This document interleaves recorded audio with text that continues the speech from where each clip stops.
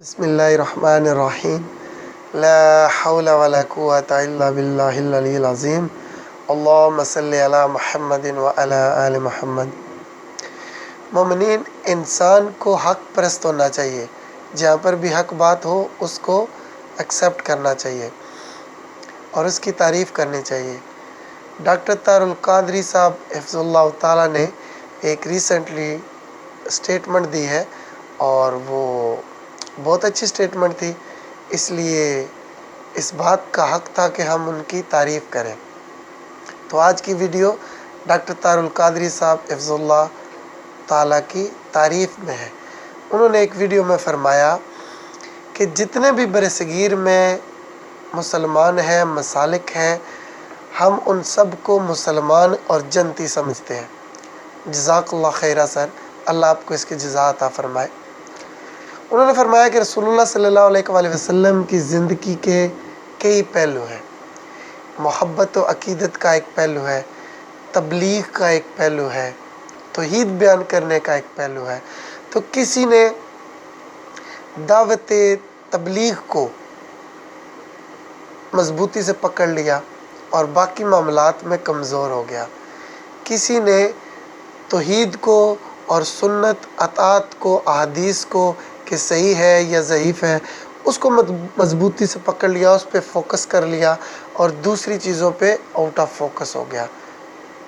کسی نے آقا علیہ الصلوۃ والسلام کی جو محبت تھی صحاب کی آقا علیہ الصلوۃ والسلام سے، اس کو پکڑ لیا اور عقیدت کو اور محبت کے فوکس کو مضبوطی سے پکڑ لیا، یعنی کہ بریلویوں نے، اور دوسری چیزوں پہ تھوڑے کمزور ہو گئے۔ تو نہ یہ چاہیے تھا کہ سب کو مل کر بیٹھتے اور ایک دوسرے سے، سب کے پاس خیر ہی خیر ہے، اپنی کمی کو دوسرے سے لے کر بہتر کر لیتے۔ تو الحمدللہ خوشی ہوئی اس چیز پر، ہم بھی یہی رونا رو رہے ہیں کہ امت کو مل کر بیٹھنا چاہیے اور سب کو ایک دوسرے کو مسلمان سمجھنا چاہیے۔ جو کمزوریاں ہیں ان کی نشاندہی کریں اور جو خیر ہے ایک دوسرے کا وہ ایکسیپٹ کرنا چاہیے۔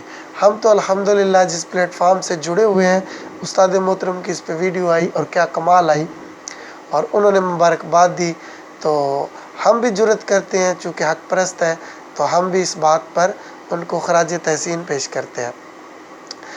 اب اس کے انجینئر صاحب جو بھی ویڈیو بنائے تو مفتی راشد رضوی صاحب حفظ اللہ تعالیٰ وہ اس میں سے لازمی کیڑے نکالتے ہیں۔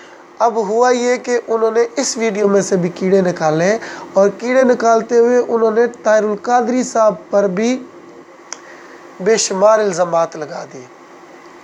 اللہ ان پہ رحم فرمائے۔ میں تو ان کے لیے دعائی کر سکتا ہوں کہ اللہ ان کو بھی اتنی جرأت عطا کرے اور یہ سمجھ عطا کرے کہ وہ بھی باقی مسالک کو بھی مسلمان سمجھے۔ اور جو طاہر القادری صاحب کے باقی مخالفین ہیں اہل سنت میں، دعوت اسلامی والے اور لبیک والے، ان کو تو یہ توفیق نہیں ہے کہ وہ اس لیول پر پہنچے۔ دعا ہم کر سکتے ہیں کہ وہ بھی اس لیول پر پہنچے، لیکن ان دونوں کی جو مخالفت ہے طاہر القادری صاحب سے، ہم یہاں پر بھی طاہر القادری صاحب کی حمایت میں کھڑے ہیں کہ جو دعوت اسلامی والوں سے اختلاف ہے مولا علی علیہ السلام کے فضائل پر اور سیدنا امیر معاویہ رضی اللہ تعالیٰ عنہ کے درمیان جو معاملات ہیں ان معاملات پر، وہاں پر بھی ہم طاہر القادری صاحب کو حق پر سمجھتے ہیں، اور لبیک والوں کے معاملے میں بھی جو ماورائے عدالت قتل کا معاملہ ہے وہاں پر بھی طاہر القادری صاحب کو حق پر سمجھتے ہیں اور ان کے ساتھ کھڑے ہیں چٹان کی طرح، اور اس معاملے میں بھی ہم ان کے ساتھ کھڑے ہیں۔